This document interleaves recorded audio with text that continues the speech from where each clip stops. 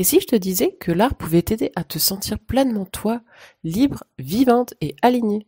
Ce serait intéressant, n'est-ce pas? Eh bien, ça tombe bien, puisque c'est justement le sujet du jour. Bienvenue dans les ondes d'origami.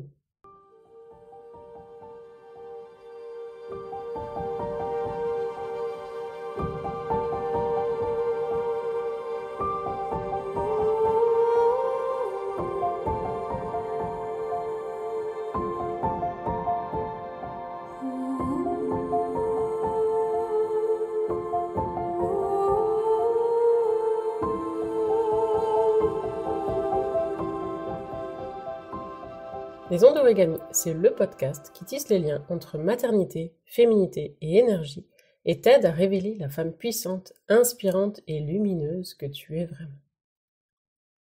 Alors aujourd'hui, on va parler du pouvoir féminin, comment le trouver ou le retrouver, et notamment grâce à l'art-thérapie. Et nous avons le plaisir de le faire à deux voix puisque j'ai l'immense honneur d'interviewer Catherine Génie, qui est fondatrice de l'école d'art-thérapie de Célestat.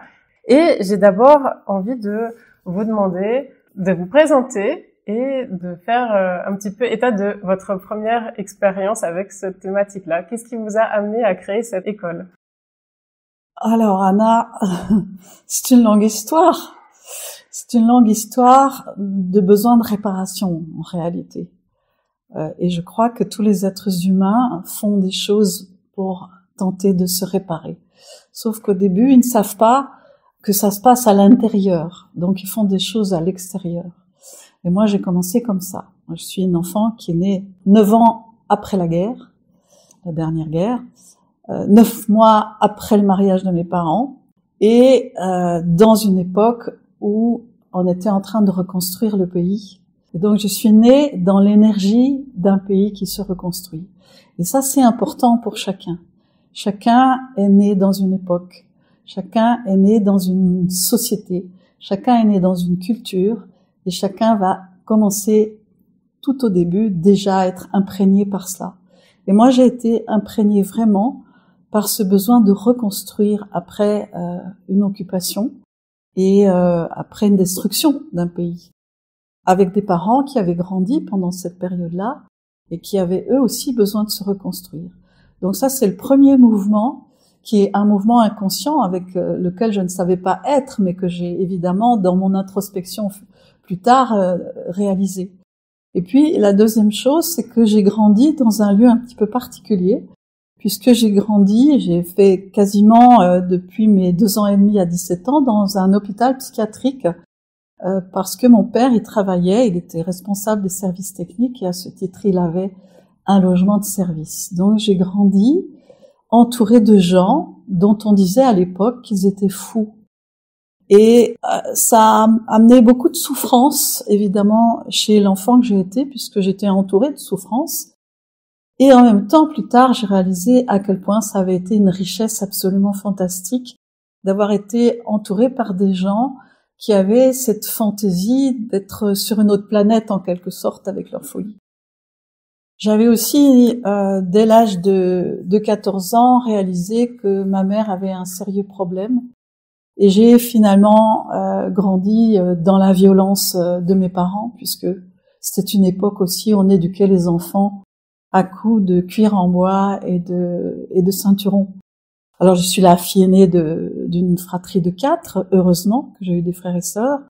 Et donc, évidemment, quand je suis arrivée au moment où il fallait prendre une décision de ce que j'allais faire de ma vie, j'étais totalement perdue.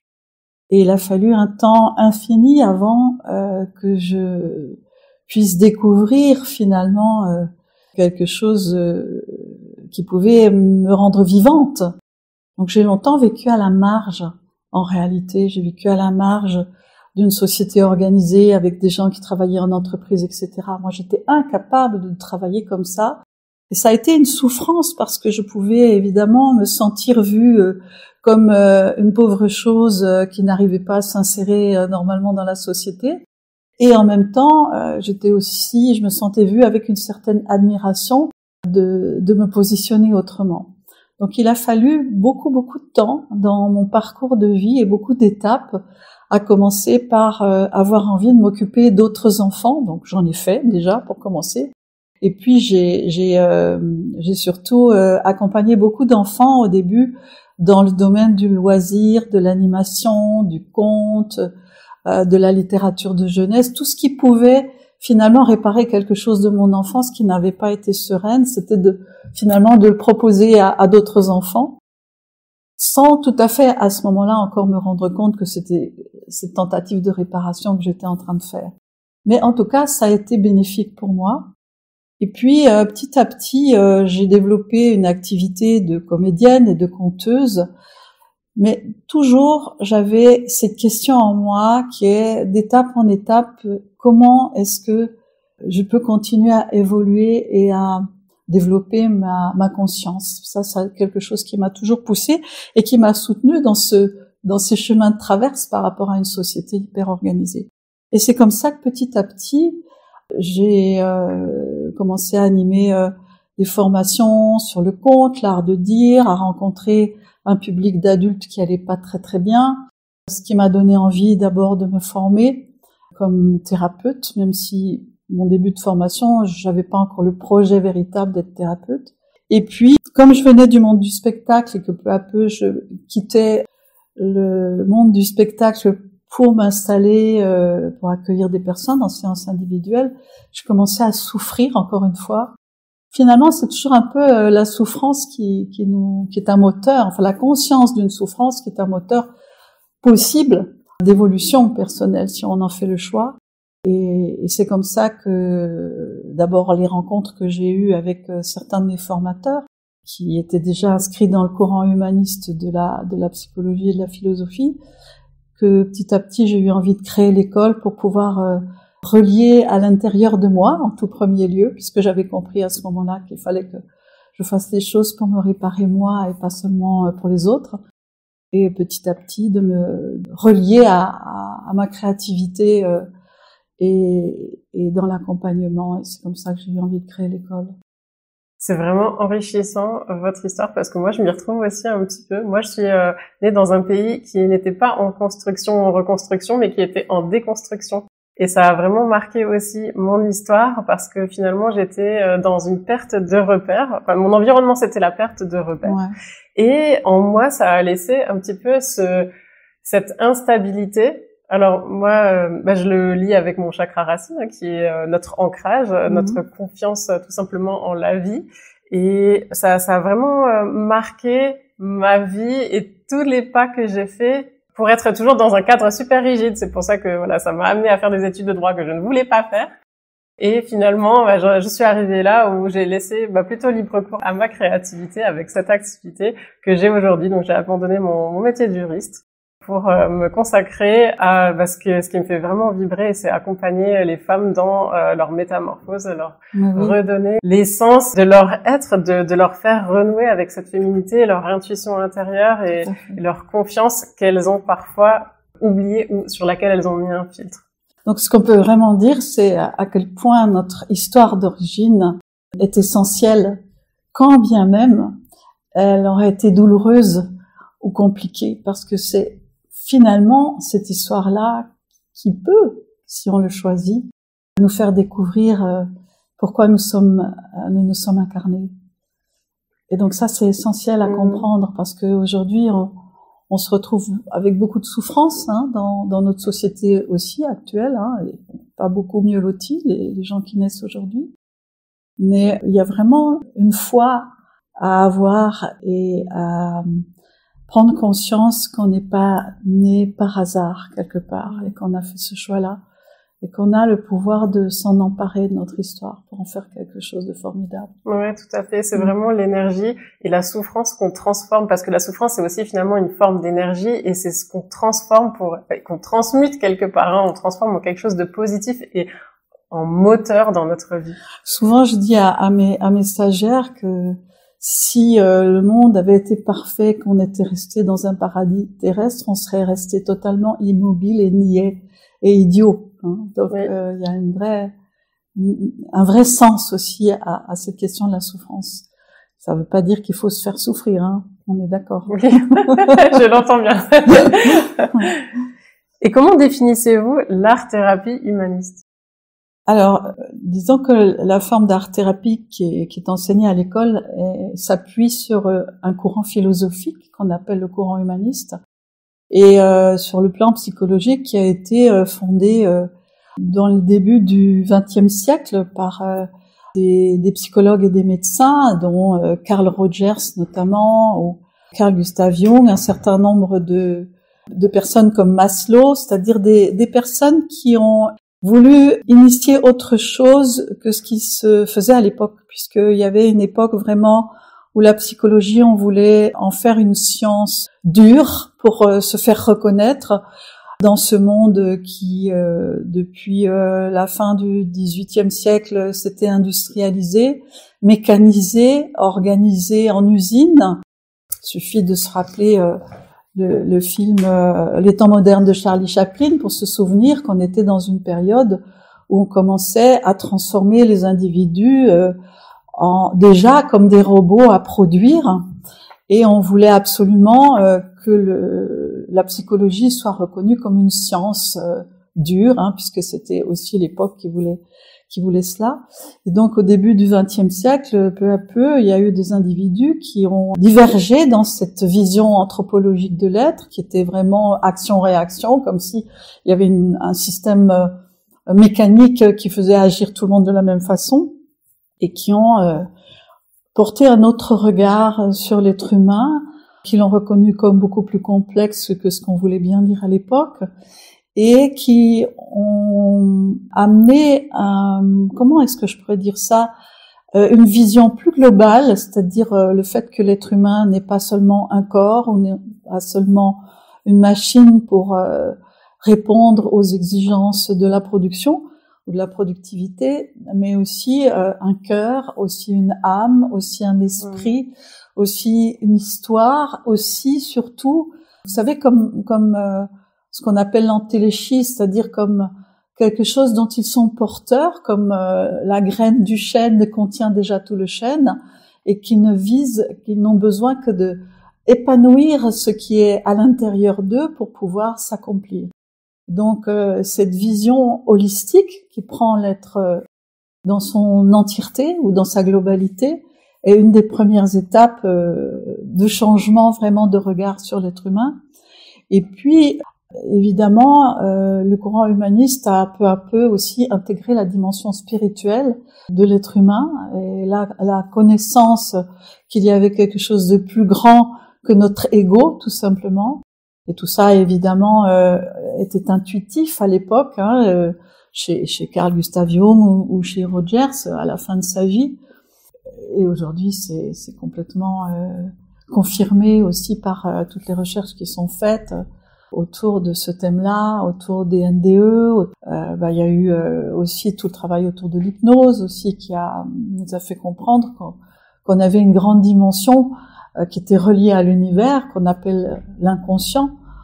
Après, le vocabulaire qu'on va utiliser, ça va être selon la croyance de chacun. Il y en a qui l'appellent Dieu, il y en a qui l'appellent l'inconscient, le grand tout, le tout autre, appelons-le comme on veut, mais c'est cette force qui nous meut et qui nous anime finalement et à laquelle on est relié en permanence. Donc ça a été vraiment le début d'une dissidence par rapport à une vision mécaniste de l'être humain, avec une autre vision. Et dans le travail qu'on accompagne en art-thérapie, il y a plusieurs choses qui sont essentielles. C'est de la part du thérapeute la foi dans les ressources de l'autre et cette conscience que chacun d'entre nous a un mouvement qui vise à se développer et à créer quelque chose, puisque finalement le premier mouvement de l'être humain, c'est de jouer et de créer. C'est ce que fait l'enfant petit. Donc c'est de redonner cette énergie à l'être humain et le faire sortir, de faire quitter de nouveau ce travail de bête de somme en quelque sorte que l'on retrouve aujourd'hui encore. Oui. Ouais. Et justement, comment est-ce que vous définissez le terme de retrouver son pouvoir féminin? Alors retrouver ça c'est une sacrée aventure. C'est une sacrée aventure. Évidemment, quand vous regardez ce qui se passe sur la planète concernant la moitié de la population de la planète, on peut être vraiment chagriné. Retrouver son pouvoir féminin, on l'a toujours. il est pas parti ailleurs, hein. On l'a toujours à l'intérieur de nous. Simplement, je crois que c'est l'ignorance qui nous en coupe. Et cette ignorance, ça n'est pas un défaut des femmes aujourd'hui, mais c'est relié à notre héritage, à l'héritage de nos lignées de femmes. Si on regarde dans l'histoire, moi je repensais à ma mère, l'autre jour je me disais, elle a eu le droit d'avoir un compte en banque en 1965 alors qu'elle était déjà institutrice et qu'elle gagnait déjà sa vie. Donc elle avait même pas son compte en banque. Donc il faut qu'on regarde d'où on vient déjà, hein, en tout cas dans nos cultures. Oui. Et comment nos mères ont vécu, qu'est-ce qu'elles nous ont transmis ou pas. La plupart des femmes n'ont pas été initiées à l'énergie féminine, elles ne savent pas, au fond, ne savent pas qu'est-ce qui fait la particularité du féminin. Et pourtant, c'est là tout le temps. Une des grandes particularités du féminin, c'est sa force d'attraction. C'est extraordinaire. Mais c'est tellement pas transmis que les femmes n'ont pas conscience d'à quel point elles sont une force d'attraction. Et c'est une force d'attraction qui est présente partout dans la nature. Je veux dire, il n'y a pas de fruits, il n'y a pas de fleurs, il y a rien qui ne pourrait pousser s'il n'y avait pas cette force du féminin, puisque c'est la force de la planète, c'est la force de la terre-mère, c'est la force de tout ce qui pousse, c'est la force de la nature. Donc nous sommes faites, nous les femmes, de cette force-là. Bien, on nous a fait croire qu'on était le sexe faible. Et ça, c'est du délire, puisque finalement, nous sommes le sexe fort, nous sommes le sexe qui porte la vie, qui donne la vie, qui nourrit la vie. Donc ça, c'est vraiment l'énergie du féminin. Et nous sommes aussi la force créative et créatrice en permanence. Simplement, on a été bafoué, on a été mal considéré, ça l'est encore aujourd'hui, hein, on voit bien ce qui se passe encore actuellement. Et je crois pas qu'il faille seulement, je crois qu'il est urgent d'abord d'initier toutes les femmes de nouveau à cette réalité d'une puissance extraordinaire que nous portons en nous, que beaucoup d'hommes nous jalousent d'ailleurs, en fait. C'est aussi pour ça qu'ils nous ont enfermés dans ce patriarcat où la force d'attraction et la force des femmes leur a fait tellement peur. Et ça, c'est une histoire qui date de... Moi, j'ai travaillé sur la mythologie des Sumériens avec l'épopée de Gilgamesh et le mythe d'Inanna. Et on sait déjà, et là, ça fait il y a plus de 5000 ans, on sait déjà qu'à ce moment-là, le patriarcat s'installait, que les hommes avaient déjà peur parce que les femmes donnent la vie, parce que les femmes ont ce pouvoir. Et donc, elles ont une force telle d'attraction que comme les hommes ne maîtrisent pas bien leurs pulsions, ils ont décidé de les enfermer. Donc, il y a une vraie initiation à faire des hommes aussi. On ne peut pas, comment est-ce que je pourrais dire, on ne peut pas continuer à se battre contre les hommes ou à se défendre contre eux. Nous avons à nous réemparer de notre puissance et à initier les hommes, parce que il y a une fausse croyance chez les femmes, c'est que les hommes savent. Mais les hommes ne savent rien du tout. Ils savent pour eux peut-être, et encore, mais ils savent pas pour les femmes. Et donc il faut que les femmes, elles se réapproprient leur propre savoir. Donc ça, c'est tout un parcours d'initiation et de restauration vraiment, et de dépoussiérage des fausses croyances sur les femmes. Il y a beaucoup de choses à faire.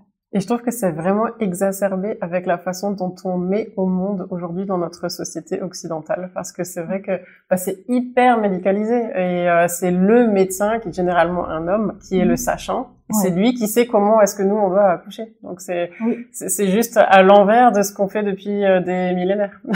Mais oui, moi j'ai une arrière-grand-mère dont le prénom était Catherine aussi, et qui avait mis au monde 12 enfants.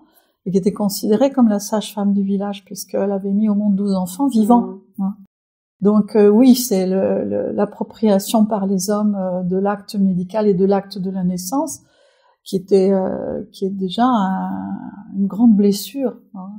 Et pour avoir mis moi 2 enfants au monde, je sais comment j'étais ignorante comme beaucoup de femmes. J'étais très jeune quand j'ai mis mon premier enfant au monde, mais on me l'a pas fait pour le deuxième.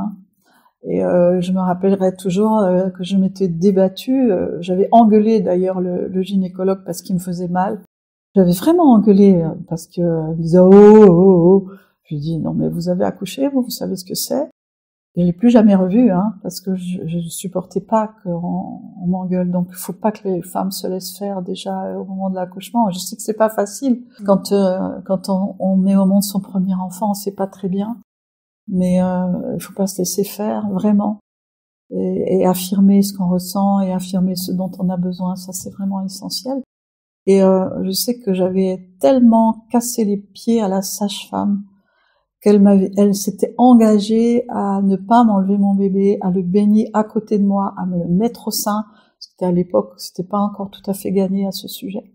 À tel point que les médecins, quand ils sont venus faire leur tour, comme ils font habituellement, sont venus me dire ah bon, alors vous avez révolutionné la pouponnière, hein, etc. Il faut pas hésiter à révolutionner là, ça suffit quoi, d'accepter ça. Parce que les médecins, ils sont des sachants, mais ils sont pas dans notre corps, hein. Oui, c'est sûr. On appelle ça même les violences obstétricales, hein, tout Mais simplement. oui, donc les femmes ne doivent pas se laisser faire. Ça a commencé par oser affirmer ce qu'elles ressentent et à refuser ce qui n'est pas bon pour elles et ce qu'elles ne veulent pas pour elles. Il faut parler. Il faut parler. Et pourquoi est-ce qu'on a tendance à se couper de notre puissance intérieure en tant que femme, et notamment en postpartum, et à certains moments clés aussi de notre vie? Alors ça, c'est un thème assez complexe parce qu'il est à la fois relié à notre culture, hein. Je veux dire, on n'a plus ce temps après la naissance de l'enfant comme à une époque où les mères sont dans un cocon protégé avec le soutien de leurs compagnons, parce que les hommes ne savent pas, il faut aussi leur apprendre. Le rôle de l'homme à ce moment-là, en quelque sorte, c'est de materner la mère. C'est d'avoir du soin pour elle, pour qu'elle se sente en sécurité, qu'elle puisse vraiment prendre soin de son bébé, se reposer, prendre ce temps pour elle. Mais on est dans une société déjà qui ne reconnaît pas qu'on puisse avoir nos règles, hein. On sait bien comment parlent certains hommes quand une femme est pas d'accord ou qu'elle est pas d'aimable humeur et qu'on dit qu'est-ce qu'elle a celle-là, elle a ses ragnagnas, etc. avec un certain mépris quand même. Hein, ça se passerait pas si c'était l'inverse. Hein. Si c'était un homme qui tapait du poing sur la table, personne lui dirait mais qu'est-ce qui t'arrive ouais, t'as des hémorroïdes ou quoi? C'est exactement ça. Donc on voit bien que c'est toute une société qui fait violence au féminin en quelque sorte à différents moments. Donc oui, c'est évident qu'il y a un moment, quand la femme vient de mettre un enfant au monde, elle est fatiguée. Elle a fourni un effort avec l'accouchement qui équivaut à je sais plus combien de kilomètres de marathon. Enfin, c'est énorme. Et ça, on ne lui reconnaît pas. On lui reconnaît pas ce temps. On lui reconnaît pas ce besoin d'être entourée, d'avoir du repos. C'est comme si elles n'avaient pas le droit à leur vulnérabilité à ce moment-là. Oui, et puis d'ailleurs, dans certaines cultures, dans beaucoup de pays du monde d'ailleurs, on a un congé maternité qui est long, donc au moins 1 an, ça peut aller jusqu'à 2, 3 ans selon les pays. En France, c'est quand même que 4 mois et dont 3 semaines avant l'accouchement. Je crois qu'il faut vraiment, peut-être qu'il y a un apprentissage qui est valable pour nous toutes, c'est de reconnaître ce que nous ressentons et de reconnaître que ce que nous ressentons, si c'est là, c'est que ça doit être pris en compte et que ça veut pas dire qu'on est coupé de son féminin quand on est fatigué, quand on a besoin de s'enrouler sur soi-même pour se reconstituer, se régénérer, quand on n'est pas dans un moment pour répondre aux désirs de l'homme, quand on allaite et que c'est plus ou moins facile ou que notre enfant aussi requiert notre attention. Donc il y a une vraie difficulté dans les couples aussi à ce moment-là pour la place de l'homme, et il faut vraiment que les femmes osent demander de quoi elles ont besoin clairement aux hommes, parce que je crois qu'il y a beaucoup d'hommes qui savent pas quoi et comment faire, mais qu'il y a aussi beaucoup de femmes qui ne demandent pas, et souvent elles imaginent qu'il est censé savoir ou qu'il est censé comprendre, sans qu'elles aient besoin de formuler clairement de quelle aide elles ont besoin. Et ça, c'est vraiment des choses que j'apprends ici, basiquement à l'école. Mais demande clairement de quoi tu as besoin et qu'est-ce que peut faire l'homme pour toi ou l'autre pour toi. soit une mère, une grand-mère, un compagnon, peu importe. Qu'est-ce qu'on peut faire pour toi? De quoi tu as vraiment besoin?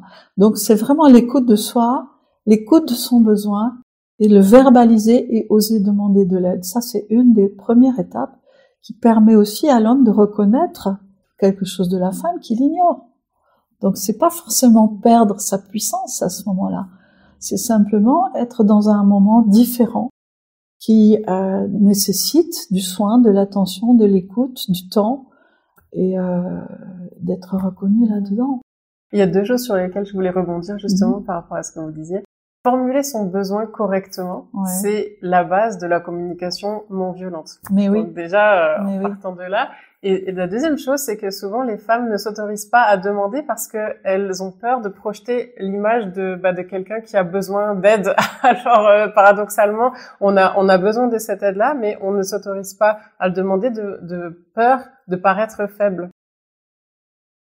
Vous savez ce qui rend l'homme intelligent? Quand je dis l'homme, c'est l'être humain.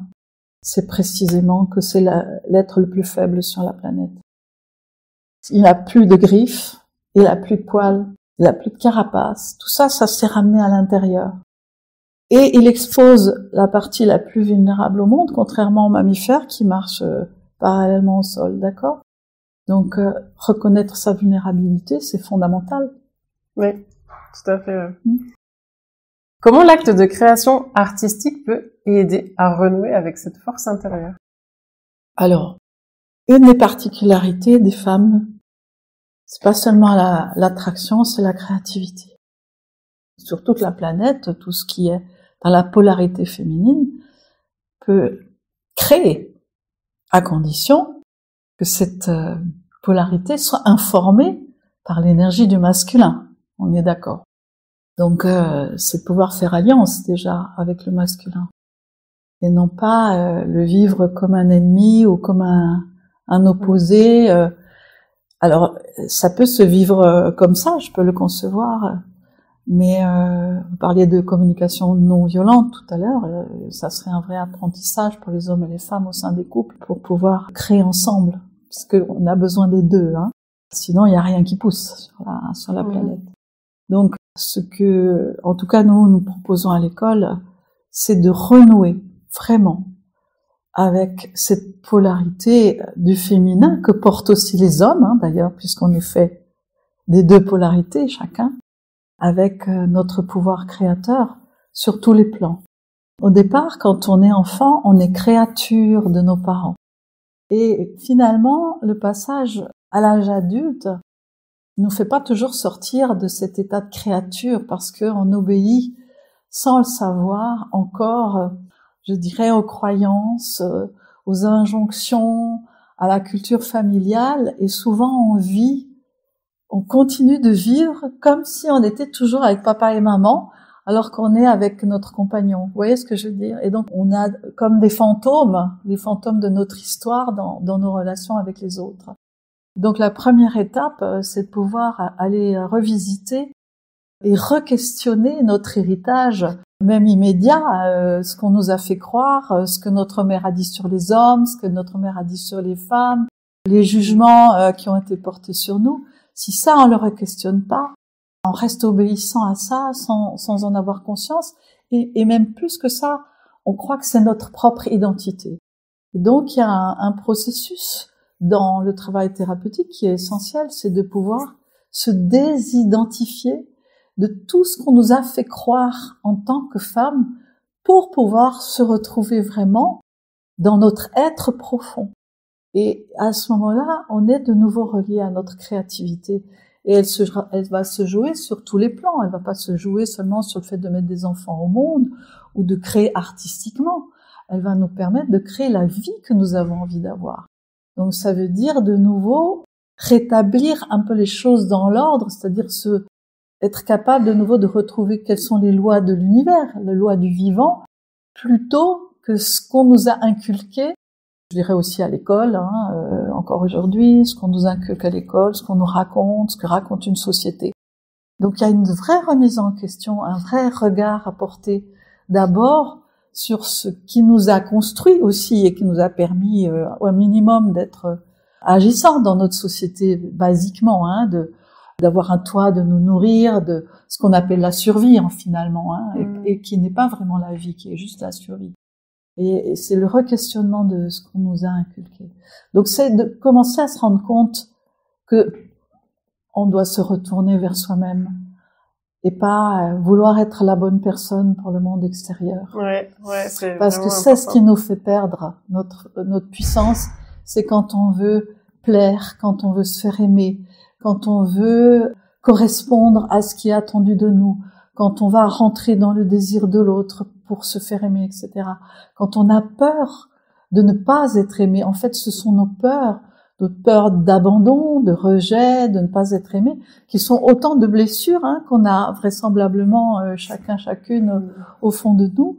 C'est vraiment d'aller regarder ces blessures-là pour traverser ces peurs-là. C'est la seule condition qui va nous permettre de retourner notre énergie, qui est puissante finalement, parce que s'empêcher d'être qui nous sommes, ça demande une énergie folle. Répondre aux attentes des autres, ça nous demande une énergie folle. Se taire alors qu'on aurait besoin de piquer une grande colère et d'être pas d'accord, ça nous demande une énergie folle.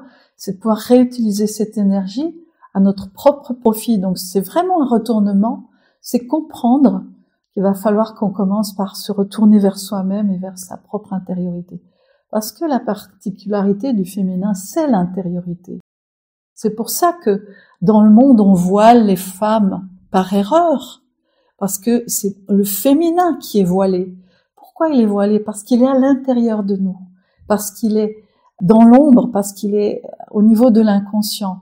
Et que c'est pour ça que les enfants, quand ils dessinent le soleil. Le soleil, c'est papa. Le soleil, c'est le père, c'est la conscience. C'est ce qu'on voit à la lumière du jour. L'inconscient, c'est ce qui est dans l'obscurité. C'est en lien avec la nuit, avec la lune, avec le féminin. Et c'est pour ça qu'on dit qu'il est voilé. Mais on n'a pas à voiler les femmes.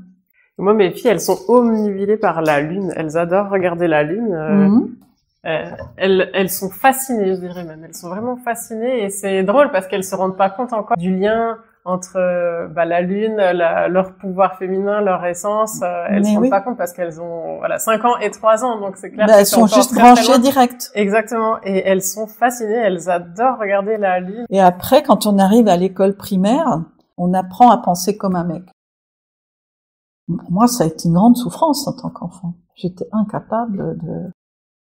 On n'est que dans de la logique, dans ce qui est rationnel, on n'est plus dans oui, parce qu'on parle de l'âge de raison à l'âge de 7 ans. C'est vrai que c'est un passage qui est indispensable. Mais le problème, c'est que à l'école, on va devoir nier la partie féminine la plupart du temps. Et on ne tient pas compte du mode de pensée féminin. Le mode de pensée féminin, il est circulaire.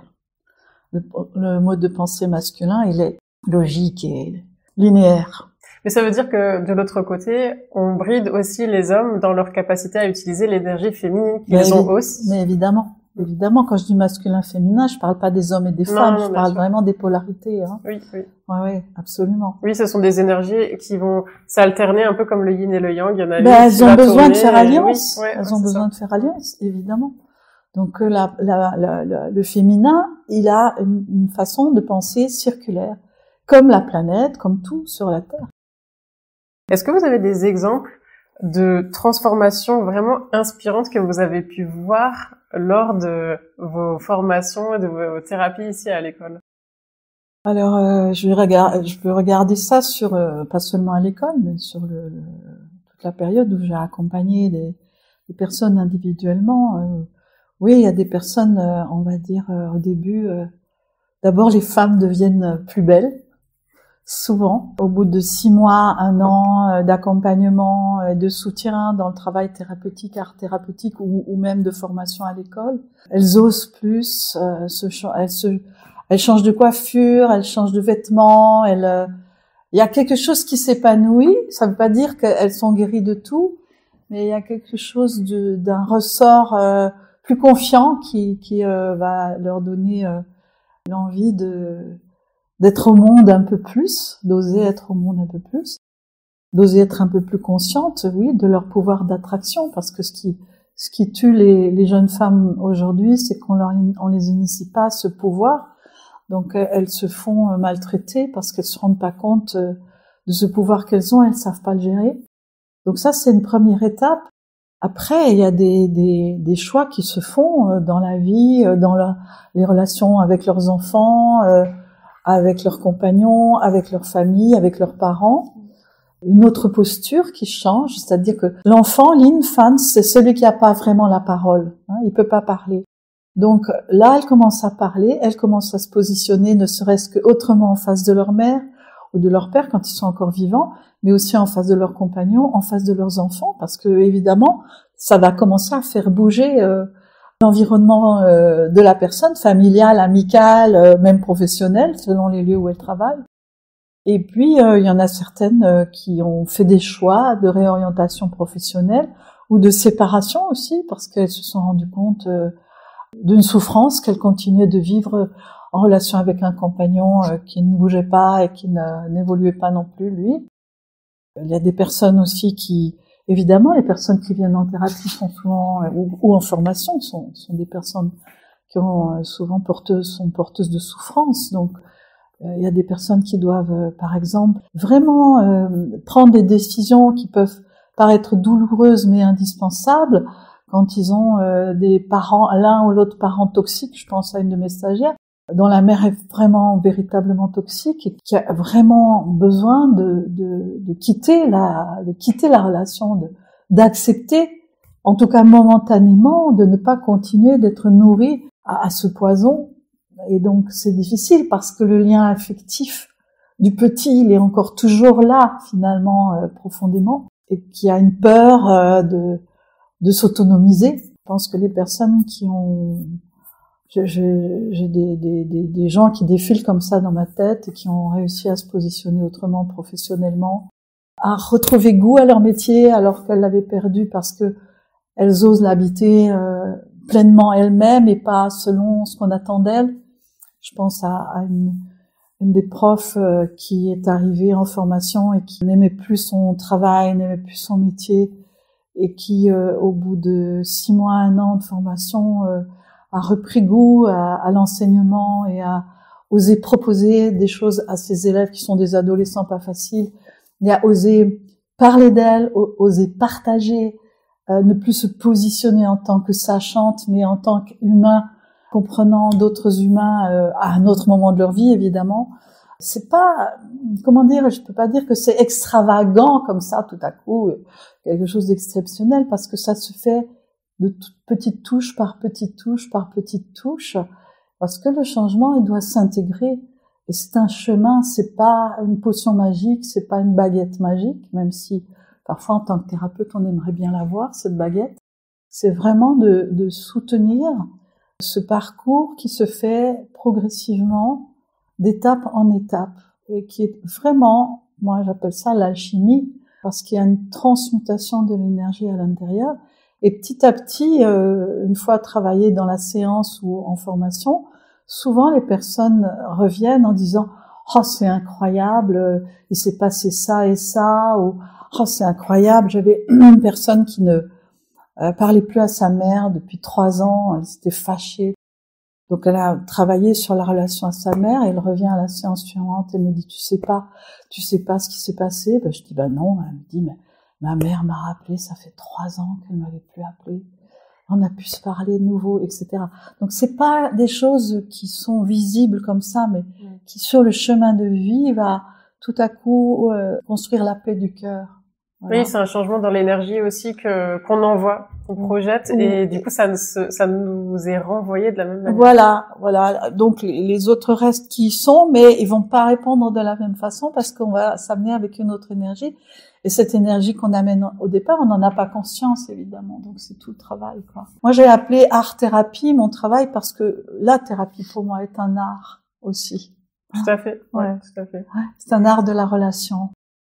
Et quels sont les blocages les plus courants qui empêchent les femmes de s'autoriser à créer et à exprimer pleinement leur plein potentiel et leur essence? Déjà les jugements,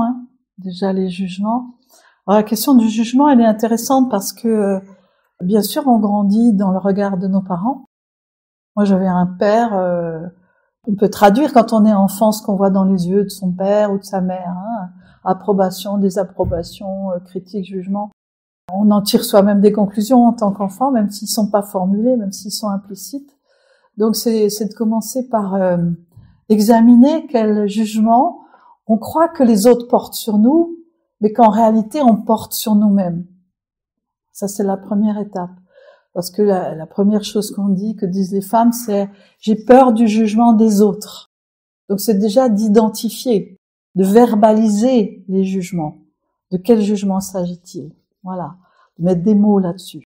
Et petit à petit de se rendre compte que les autres, ils ont vraiment d'autres chats à fouetter que de nous juger en tant que femmes, et que c'est nous qui continuons de nous juger comme ça parce que nous avons reçu ces jugements et qu'on les a introjectés. C'est-à-dire l'introjection, c'est quelque chose qui dit on l'a pas digéré encore et c'est devenu notre propre identité.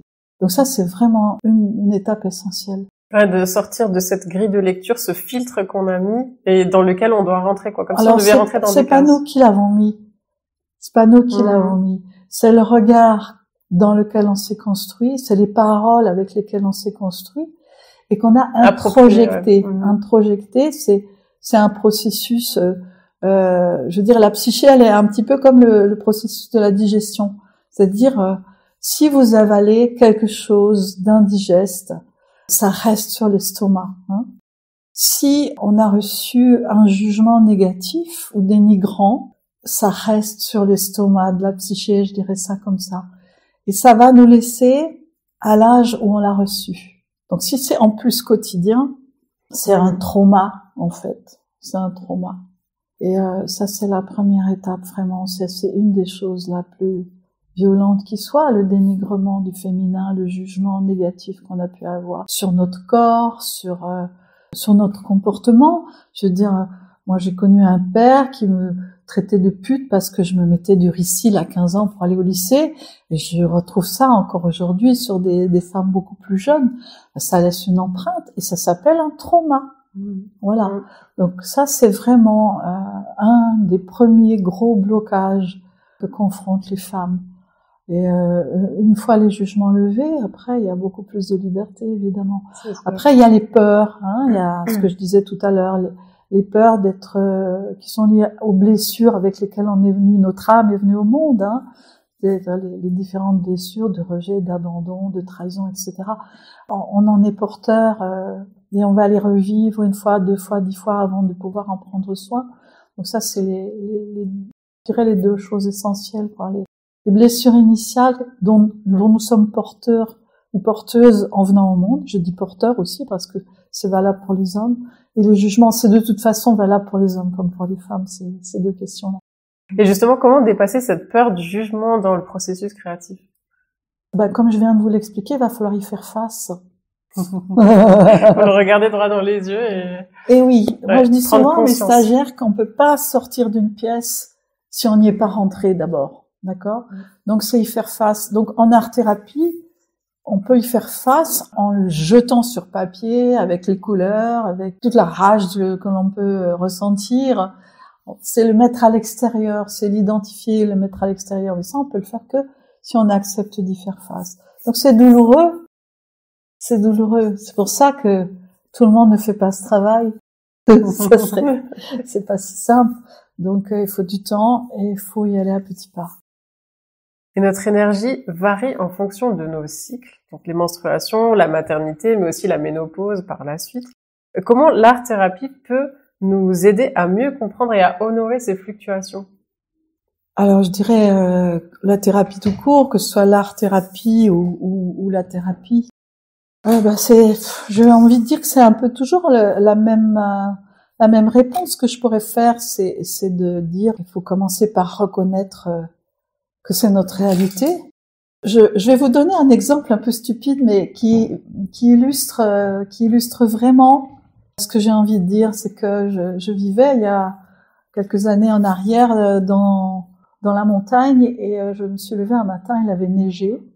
Et ma voisine, elle sortait en même temps que moi de sa petite maison et elle me dit « T'as vu, c'est la merde ». Et moi je lui ai répondu « Non, c'est de la neige ». D'accord? Et cet exemple, il m'est resté parce que il illustre vraiment bien ce que j'ai envie de dire, c'est que nous devons d'abord nous-mêmes reconnaître notre réalité. Et notre réalité de femme, c'est que et de la planète, parce que nous sommes de la planète, nous avons la planète en nous, nous avons le monde en nous, nous ne sommes pas dans le monde, nous l'avons à l'intérieur de nous, ce monde.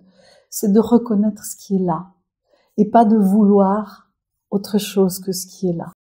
Et que la neige, c'est pas de la merde, c'est de la neige. C'est-à-dire, j'ai mes règles. Ok. Est-ce que je peux les accueillir? Je peux pas les accueillir si on m'y a pas préparé. Si j'ai eu une mère qui m'a dit que c'était de la merde, justement, que c'était emmerdant. Vous voyez ce que je veux dire? Donc, ça dépend vraiment de comment j'ai été initiée, comment j'ai été préparée, comment j'habite mon corps, comment... Et ça, c'est vraiment le passage, évidemment, que chacune vit à l'adolescence, plus ou moins tôt, plus ou moins tard. Donc, revisiter cet endroit-là, c'est indispensable. Comme revisiter ses premières relations sexuelles, comment je les ai vécues, qu'est-ce qui s'est passé à ce moment-là. On peut pas faire autrement que d'aller à l'intérieur regarder comment ça s'est passé au départ. Et ça, c'est la première étape pour pouvoir accueillir et reconnaître et honorer qui nous sommes en tant que femmes. Et tant que j'obéis aux injonctions, aux diktats, aux croyances, aux exigences, aux attentes de notre société d'être performante, etc., je vais souffrir. Alors que c'est un moment où nos ancêtres, et si je remonte dans d'autres cultures, je sais pas dans la vôtre comment c'était, mais où les femmes, elles s'arrêtaient. Hein. Il y a des années de ça, j'ai eu l'occasion de visiter un mikvé. C'était un bain rituel des femmes juives dans les sous-sols d'un immeuble à Montpellier. C'est vous dire, c'était pas ouvert au public, mais bon, j'ai eu l'occasion de dire ce temps où les femmes, elles se donnent à elles-mêmes. Il n'existe plus dans notre société. Non, c'est vrai. On court après le temps, tout le temps. Bah, surtout que le temps, c'est quoi? C'est rien du tout. Ça n'existe pas vraiment. Ça, c'est juste, on court après les exigences de notre société. Ça, oui. Mais pas après le temps. Donc, je crois que c'est vraiment important qu'elles initient entre elles, peut-être entre copines, je sais pas. À une époque, j'avais rendez-vous comme ça avec ma voisine qui réunissait tous les lundis toutes ses copines. Et on se parlait en tant que femmes. Je crois que c'est vraiment indispensable que les femmes se rencontrent, qu'elles se parlent, qu'elles se racontent leurs règles. Moi, j'ai accompagné des femmes qui étaient au chômage longue durée sur l'expression écrite et l'expression orale. De quoi on a parlé pour parler? Des premières règles. Et c'était des femmes qui avaient 40, 50, 60 ans, qui étaient au chômage. C'est indispensable. Parlons. Ouais, en plus, c'est un sujet qui est relativement tabou. Et regroupons-nous. Oui. Parlons et regroupons-nous. Quand je me suis installée comme thérapeute, j'ai commencé comme ça, j'ai organisé des cercles de femmes. C'est tellement important. Ouais. C'est très intéressant. C'est enrichissant en plus comme expérience. Oui, tout à fait.